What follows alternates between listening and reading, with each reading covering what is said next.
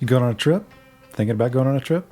I'm a little jealous. I'm not an expert. I'm not a doctor. I'm just a guy who's traveled a bunch. So let's talk about jet lag. First, what is jet lag? Jet lag is a sleep disorder. Make no mistake. And I don't mean like you flew 1 hour and you're now in a 1 hour different time zone and it's really messing with you. That's like a teenager who had their first half a beer and is pretending to be drunk. That's not really jet lag. I'm talking about going 6, 8, 12, 16 hours across the planet and jacking up your skin. Matter of fact, let me draw a problem. These are my excellent art skills. This is nighttime on either side, and this is the sun. Humans are diurnal, not nocturnal. You know how I know that? Because the entire planet is based upon people being awake when the sun's out and asleep when the sun's not out. That and the fact that we happen to produce melatonin towards the evening when it gets dark, and we don't have really great night vision, but let's skip all that. It's a sleep disorder. You've jacked up your sleep. You've taken this pretty picture where you're awake, this is you, when the sun's out, and you sleep when the sun's not out, and you've done this to it.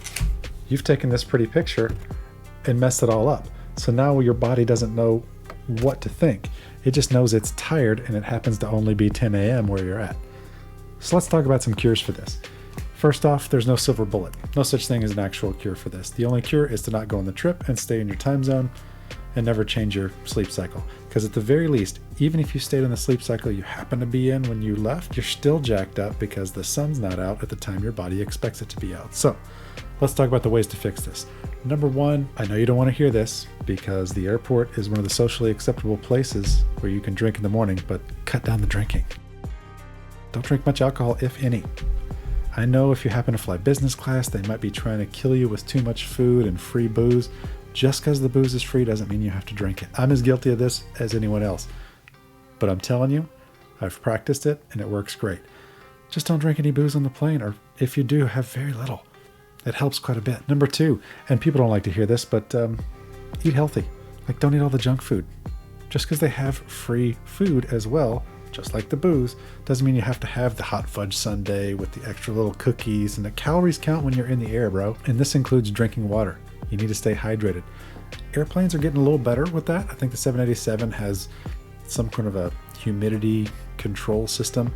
It's fantastic, but it's still dehydrating you. You're still under pressure, you're still changing your time zones, and you're still getting dehydrated. It's as simple as that. So eat healthy is number two. Number three, and I think my personal favorite, is exercise when you land if possible. You're going to be extremely tired if you travel like, central US all the way to Japan. You just flew 13 and a half hours across the planet. You're going to be exhausted. Then you took a train for a couple of hours and then a cab, and you finally got to wherever it is you're going to go. The last thing you want to do is go put on your gym shorts, but I'm telling you, even a little bit, 15, 20, 30 minutes on the treadmill, lift a few weights, you will feel so much better after you've done this. And it helps you sleep a little bit better. It's telling your body that it's been used up and it's time to go to bed. Number four, sleep when you get a chance. Now, I have traveled with so many people who are like, no, here's my thing. I'm just going to stay up the whole way. That way I'm super tired when it's 2 p.m. on a Tuesday when I land, and that way I can stay up until I've been up for 36 hours. I'll definitely go to sleep, because they're worried about waking up in the middle of the night. Wrong approach. Sleep whenever you get a chance. If you can sleep on the plane, sleep there. If you can sleep on the train and not miss your stop, sleep on the train. Take the nap when you can take a nap. Set an alarm. Make sure you don't jack yourself up too much, but this is a sleep disorder. Your body's telling you need to go to sleep. It has this wonderful mechanism of telling you when you need sleep. It's called being sleepy. So sleep any chance you get. I'm telling you, it's highly recommended. 2 4-hour sessions of nap is a hell of a lot better than 1 5-hour night of sleep when you're supposed to. You're not special. You need sleep. And 5, the last one, you don't have to follow this, but I'm telling you, I swear by it.